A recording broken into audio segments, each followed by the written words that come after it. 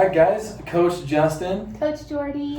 We're here today, and we wanted to talk to you, and the camera's over here, by the way. Oh, yeah. I was just trying to figure that out. So we want to talk to you today about a topic that is a not talked about enough topic, and it's something that I think a lot of you watching care about, and that's a good thing. But if we are not educated or partially educated, it can take us down some bad roads, and we've both personally experienced that. So our hope today is not that you are a master on this topic, but maybe you have just one or two nuggets you pull away that really help you, especially if you're struggling. Now, I'm sure the suspense is killing you. The topic today is the scale. Dun, dun, dun. So the scale is, it's good, right? It's an objective measurement. So I think what we're going to start off with, and we're going to treat this kind of like a podcast type format where we're just going to talk and you guys listen and hopefully have some stuff to take away from. So we're going to talk about our personal experiences with the scale. So do you want to start? Do you want me to start? You go for it. Okay. Yeah. So a little bit about me. I grew up overweight, unathletic, got picked on a lot because of it. Had a lot of bruises around here, like, oh, man boobs and stuff. I got picked on a lot because of it. And once I got older and I got into fitness, I tried to run as far away from that identity as I could. Especially when it was really exacerbated once I got into mixed martial arts and I had to start cutting weight. I had to cut on average 20 to 30 pounds in a matter of 10 weeks for a fight usually. And I wasn't very educated in the ways of nutrition and training, so I basically just starved myself and ran miles and miles. And lo and behold, wouldn't you know it, as I got leaner, I started getting more positive attention from people. And so then that only fueled it more. And fast forward after I got done with fighting, after I retired, I was still very wrapped up in wanting to be that lean person, thinking it was going to make me a better person. And I used the scale as my barometer for how I felt about myself. And at the time, my number was 190. Meaning if I was above 190, I felt like a piece of crap. I felt like a slob. I just would binge. I would or I would go run miles and miles to try to get below 190. On the days that I was below 190, even just 189.9, I felt like I was on top of the world. And and it even changed how I looked. I saw myself in the mirror too, which is wild. A matter of 2 pounds, and I either saw a fat slob or a lean person. And it took me a long time to get away from that. But how I got away from that is what we're going to do with you guys today too, is educate. The scale is objective data and nothing more. It's your relationship with gravity, and it does not show your improved fitness. It does not show your muscle mass growing, your body fat shrinking. It doesn't show your better relationship with food. There's a lot of things that we look to it for that it doesn't show us. And so that, in a nutshell, that's kind of my personal experience with the scale. Fast forward to today, because for a while, just to finish my story before Coach Jordy does hers, the way I got out of that was I just said, no more scale. I'm just going to do the scale never again. I'm never going to weigh myself. And I even told clients that time, like, you don't need to weigh yourself, which you don't, to be clear. You don't have to. But I ended up caring about my body weight again. And it's like, I wonder where I'm at. And now that I see it for what it really is, which is objective data, and it's only my body weight, it's not my body fat, fitness, all those markers we just talked about, I'm able to see it through a completely different lens. And if I'm a few pounds heavier, I don't take it personally because I know it's not body fat, or I know these things now. And so now it's actually back into my life. I don't weigh myself a ton right now, but just because I have other goals. But for a while, I was weighing myself every day, not obsessively, but just to track the trends. And that's one of the things we're going to talk about today. So anyway, Coach Jordy, your experience with the scale. Mine's going to be different than yours, of course. Which is good. So growing up, I was always a super skinny person. Skinny, like stick and bones. Skin and bones. Stick and bones. Stick figure. You combine some things. What is that? I think I remember on my license when I was 16, it said weight like 110 or something. I was pretty tiny for being 5'7". Height plays a big role in weight too.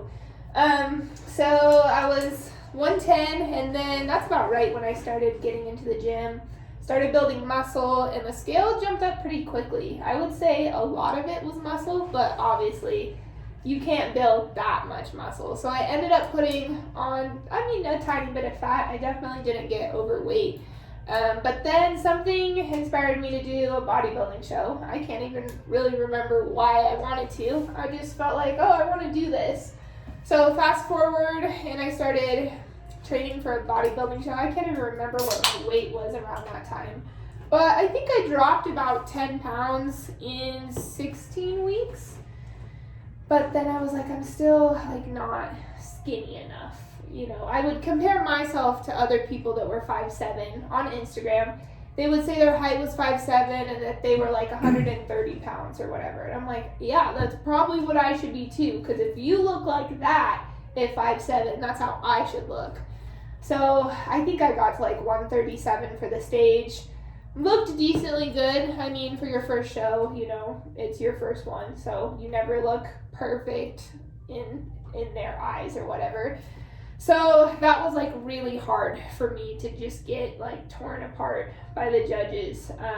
It was a negative experience for me. I know some people have positive experiences for it. So, you know, I'm not trying to like diss the bodybuilding community. It's a different experience for everybody.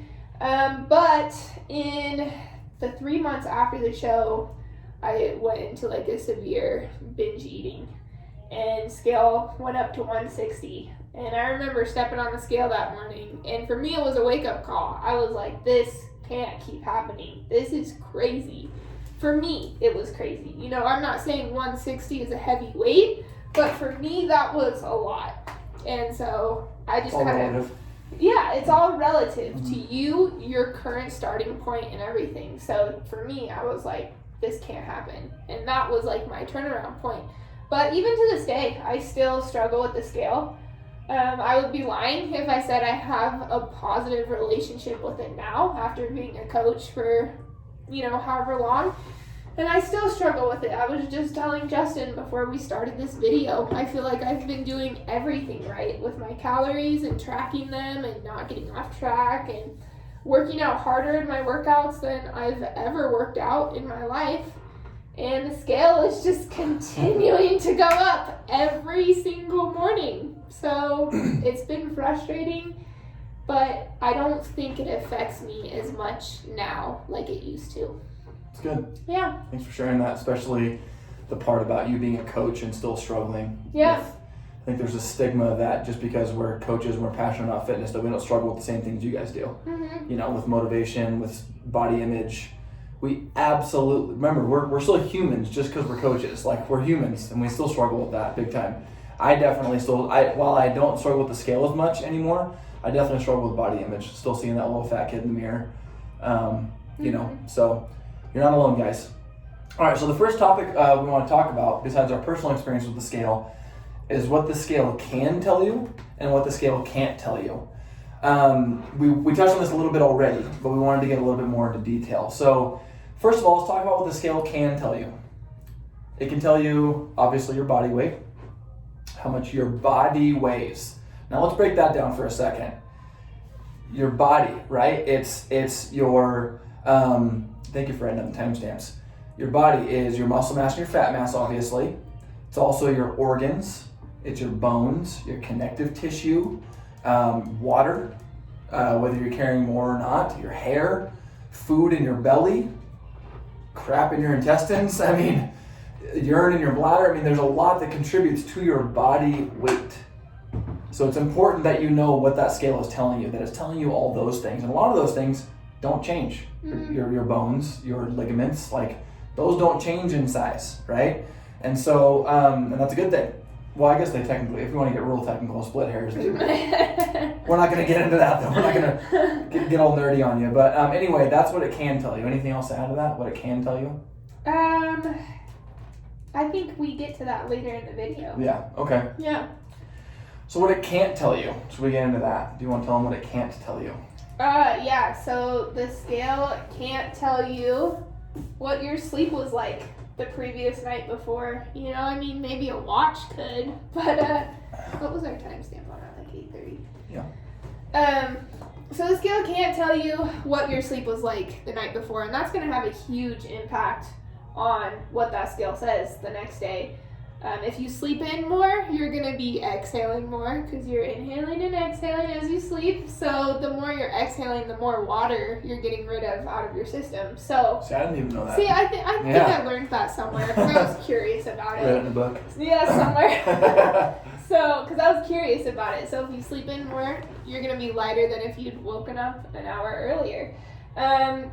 Something it can't tell you is the salt content of your body that morning. If you have more salt in your body, if you ate more sodium the day before, you're going to be holding more water as a result to kind of balance out all of that salt. If you went and ate sushi the day before, stepping on the scale might not be the best idea, even if sushi was all you had that day, because it's still going to be super salty. Soreness is going to have a big effect on the scale and what it reads. That was something that I actually learned probably like a year ago. If you're sore, you have a lot of inflammation in your body, and that's going to be pulling water towards the muscles, and you're going to be holding more water as a result of soreness. So, do you have anything to add to that? Yeah, so we kind of transition to what causes fluctuations, and so which is good because we definitely wanted to talk about that. So fluctuations, guys, let's just be straight up and tell you that fluctuations happen even if you, kind of like Coach Shorty just said, even if you are perfect with everything. If you hit your calories to a T, if you work out perfectly, you sleep a perfect 8 hours, your body will still fluctuate. And so some of those reasons, like Coach Shorty just said, your salt, when you work out hard, your body retains more water as a part of the muscular recovery process for a day or two afterwards, right? Mm-hmm. So that's another reason why it can be heavier. Here's some other reasons. You had more carbs than the day before. Maybe you went with the sushi. That doesn't mean you gain body fat. That just means you're retaining more water as your body processes those carbohydrates. You had the same amount of carbs, but you had them later in the day. Mm-hmm. That will make you heavier the next day. You're stressed. Cortisol levels can do that. Can make you more water retentive. What else? You need to go take a number 2 or number 1 or both. You can lose a few pounds doing that, honestly. So when you're weighing yourself, first of all, do it first thing in the morning and after your bathroom break. If you want to do a little experiment to see how much weight you truly can lose doing that, go ahead, weigh yourself before and after the bathroom, and you'll see. It'll make at least a pound of a difference usually. Mm-hmm. So that, soreness, water, time of day, that's kind of what we just touched on too. If you're going to weigh yourself the same time of day, guys. Don't do that to yourself. Don't weigh yourself first thing in the morning on a Tuesday and then after dinner on a Wednesday.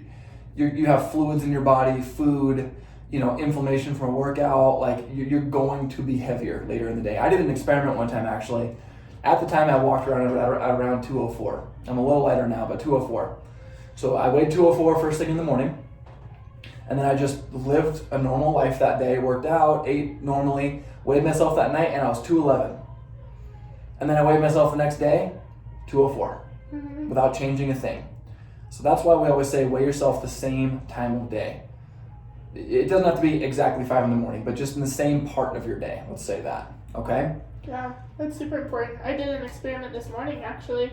Weighed in the morning, like you said, after you go to the restroom and everything, and then just drank some water, walked around for an hour. I hadn't even had breakfast yet. I think I had some coffee and some water, and the scale was up a pound, I think. So, and that's not even with food on the system. That's just some water and a little bit of coffee. So, yeah, definitely always keep your measurements consistent. Yep. And I think the most important thing to highlight about these fluctuations is none of these have to do with body fat.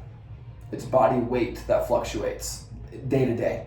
Okay, hour to hour. Body fat, it's physically impossible to gain body fat overnight. Like you can't do it. Try. You can eat as much ice cream as you want. You're not going to gain body fat overnight. It's a process of weeks and months. Okay, just like it takes. Because if that were true, then let's all go eat salads and we'll have 6-packs afterwards. The opposite must be true too, which we all know that's not true. So, so let's talk about when you shouldn't step on the scale. So we're at 14:20. So when you shouldn't step on the scale. Want to talk about that, or did we already? Kind of. I mean, we said don't step on the scale end of day, because at the end of the day, you're going to be 4 or 5 pounds heavier. I mean, do an experiment where you step on it in the morning, and then maybe you have a doctor's appointment that day at like noon or 1. Their measurement that they get is going to be 2, 3, sometimes 4 pounds heavier after you've had breakfast. And even just by virtue of it being a different scale. Yeah, that's There's a coach named Heidi Powell that did an experiment to illustrate the importance of using the same scale. She had 7 different scales lined up next to each other and literally stepped off one onto the other, and there was like a 7-pound disparity between the scales. She did not weigh the same on the other scales, so expect different measurements if you're using different tools, put it that way. Okay, so just use the same scale, same time of day. All right, so next at 18 is how to set realistic fat and weight loss goals. So let's talk about that, Coach Jordy. This is really your realm, so I'm gonna have you. You're the nerd on this one in a good way. You're the more knowledgeable one. Let's make it more endearing. So Coach Jordy's gonna start us off on that one.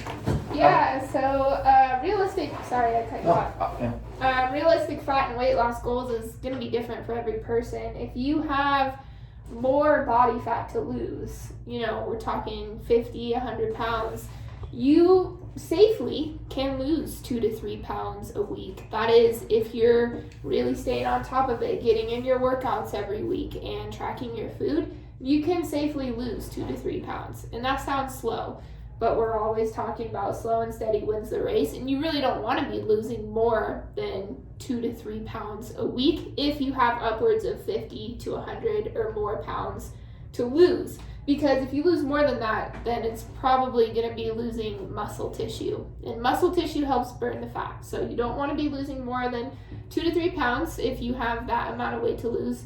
And then if you have, 10, 20, maybe even 30 pounds to lose, you're more so in that realm of 1, maybe 2 pounds a week, with 2 being the high end. 1 pound a week being very sustainable and realistic too.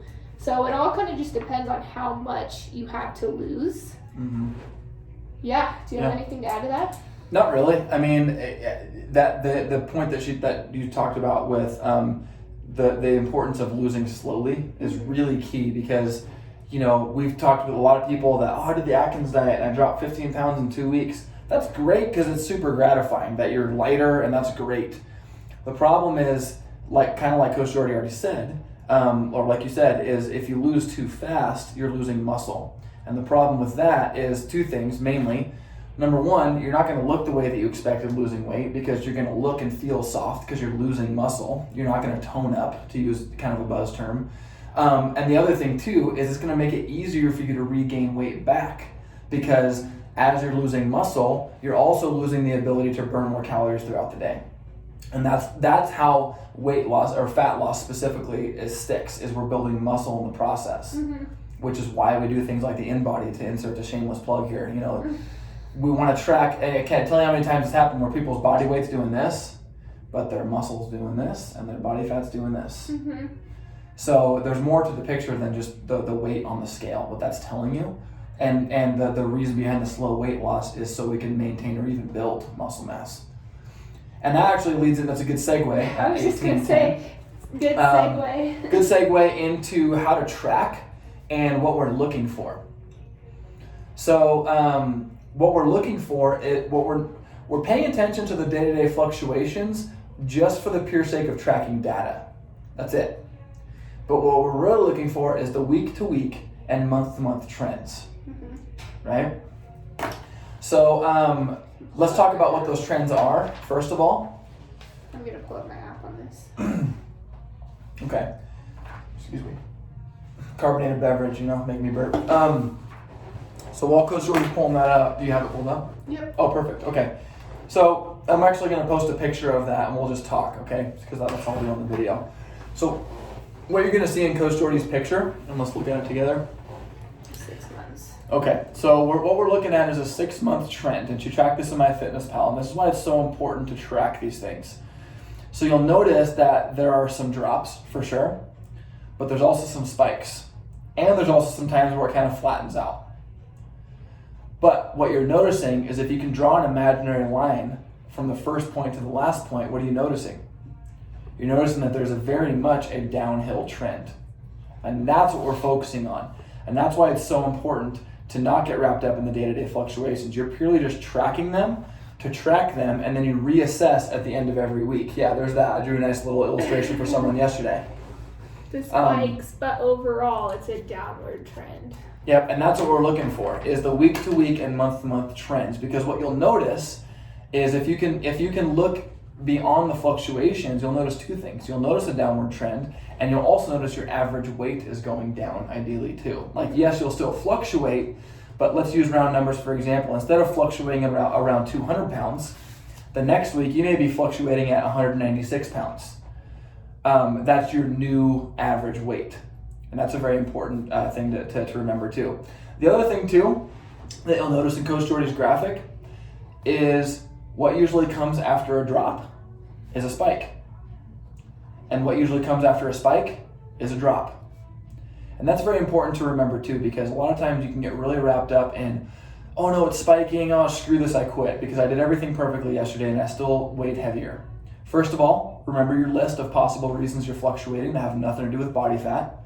And secondly, remember that just means that there is a big downward whoosh coming. And that's a very important thing. Whether you are plateauing or spiking, that just means you're due for a whoosh pretty soon. All you have to do is stay the course. You're writing down all your weights? So I'm going to show them how they compare averages here. Yeah, it's good. So if you want to show them that, are you just going to put it up on the screen? Okay. Yeah. Mm-hmm. But then, I was going to say, if you look at a week, it's probably going to show an up. Yeah. Yeah. So this is very profound too, and we'll post this in the video. So Coach Jordy just went from a 6-month trend to a week. In the 6-month trend, even though there's a lot of spikes, there was a downward trend. But in this week, she actually went up a full pound. Yep, a full pound. And that's the other thing too, is we're not just paying attention to the week-to-week trends, we're paying attention to the month-to-month trends and the long term. And not to go off on a tangent here, but I think that also speaks to the importance of having more points of data. Because if you were to just weigh yourself on Friday mornings, that's good. First of all, you're consistent. But what happens if you happen to catch yourself on a day where you fluctuated and you caught yourself on a spike day? All is lost. This week was all in vain, is what we tend to think. Whereas if you're tracking the trends, you're like, oh, it's just a spike day. That's all. That means either a level off or a whoosh is coming, you know? So if you truly care about what the scale says, which is good, it is a point of data to track, and it's a good thing to track. Our recommendation to you is weigh yourself as often as you can. I mean, obviously a maximum one time a day, but weigh yourself once per day, or at the very least a few times a week. What would you recommend as a minimum frequency? I would say at least 3 to 4 times a week. Yeah. That way, like you said, you don't accidentally catch yourself on an up day. Yeah. I would say there's 2 different people you could be here. You could be the person that weighs every day or 3 to 5 times a week or whatever. Or you could be the person, and a lot of you guys are this person, that hops on the InBody once a month. And I think once a month is good. It could be just as good as every day.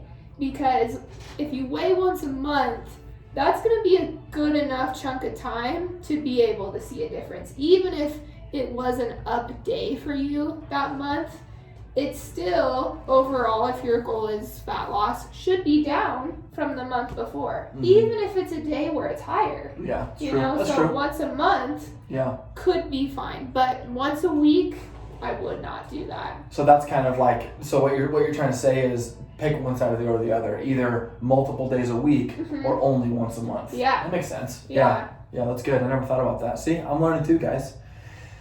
Here's the thing. So in closing, do you have anything else to add? No. In closing, this is what we want you guys to hear the most. Your weight on the scale has nothing to do with your personal worth as a person. It has, even though we tend to tie our worth to what the scale says, it has nothing to do with your improvements in your fitness. Because let's be honest here, we hear a lot of the same goals. It's, I want to feel better, I want to look better, I want to have better energy for my kids or my activities. None of those things have anything to do with your body weight. I want to get a pull-up. That has nothing to do with your body weight. Sure, if you weighed less, it's easier, but it's strength dependent. It's not body weight dependent. And so my point is this, and this is the biggest take home I think, is that, and this is something that I think has helped loosen my grip on the scale too, is focusing more on the tangible, long-lasting things of my performance, and more importantly, my relationship with movement and food.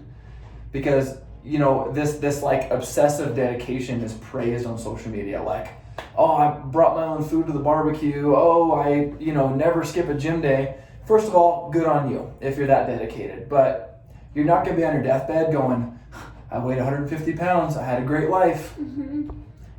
I think that deathbed mentality is very important. I've told this, and some of you listening have probably heard me say this, you're not going to be on your deathbed going, I'm so glad I ate all that spinach.